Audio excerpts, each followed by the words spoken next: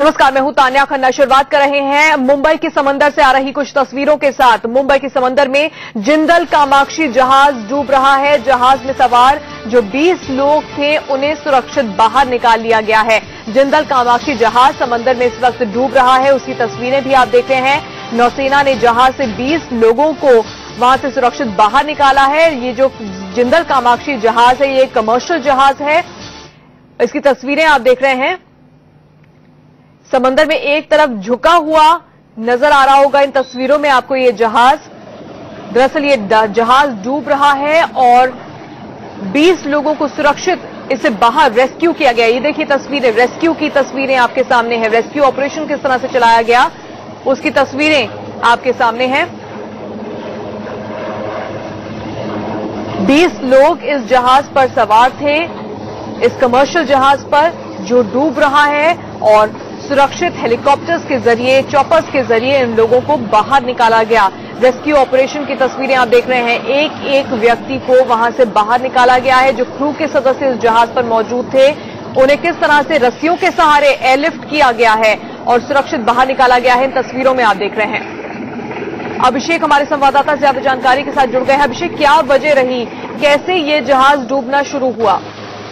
और देखिए, नेवी को कल देर शाम को जानकारी मिली कि जहाज डूब रहा है, जो कि कोचीन से मुद्रा की तरफ जा रहा था। और अचानक इसमें जो जानकारी मिली, तेल रिसाव होने की वजह से कहीं अचानक टेक्निकल फॉल्ट हुआ, जिसकी वजह से जहाज डूबने की जानकारी आई। लेकिन यह भी कहीं कहीं कह सकते हैं राहत की बात है कि इसमें कोई और सामान इसमें नहीं था। सिर्फ 20 यात्री ही इसमें, जो 20 लोग थे वह इसमें मौजूद थे। और तत्काल नेवी से संपर्क किया गया। नेवी ने कल ही तुरंत एक जहाज भेजा था, लेकिन कल मौसम खराब होने की वजह से उन लोगों को रेस्क्यू नहीं किया जा सका। लेकिन आज सुबह नेवी का जो जहाज है, जो मैन कह सकते हैं हेलीकॉप्टर है, उसे भेजा गया और उसके बाद 20 लोगों को सुरक्षित बाहर निकाल लिया गया और सब लोग सुरक्षित हैं। यानी हम कह सकते हैं जहाज में इस वक्त जो जिंदल कामाक्षी जहाज है उसमें इस वक्त कोई भी नहीं फंसा हुआ है, जो कि नेवी ने साफ साफ कहा है। 20 लोग जो फंसे थे वो बड़ी मशक्कत के बाद हेलीकॉप्टर के जरिए सभी को बाहर निकाल लिया गया है। बिल्कुल अभिषेक, लेकिन ये भी बताइए, आपने कहा कि इस कमर्शियल जहाज पर तेल का रिसाव हुआ, जिसके बाद ये अचानक झुकना शुरू हो गया। क्या क्या सामान इस जहाज पर मौजूद है? क्या तेल का जो रिसाव होगा उससे भी कोई खतरा बताया जा रहा है?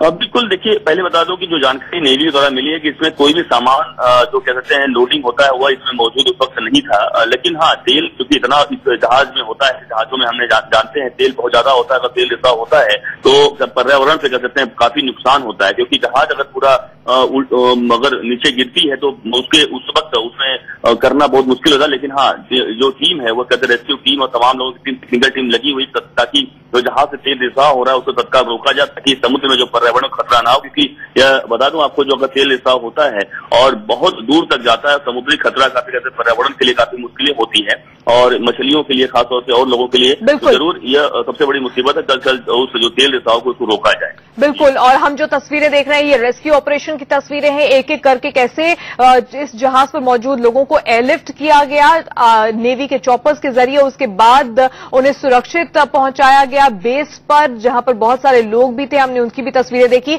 अभिषेक, ये भी आपसे जानना चाहेंगे कि किस तरह से ये रेस्क्यू ऑपरेशन का काम हुआ? 20 लोग इस जहाज पर मौजूद थे, क्या सभी को एक एक करके एयरलिफ्ट किया गया इसी तरह से जिसकी तस्वीरें हम देख रहे हैं?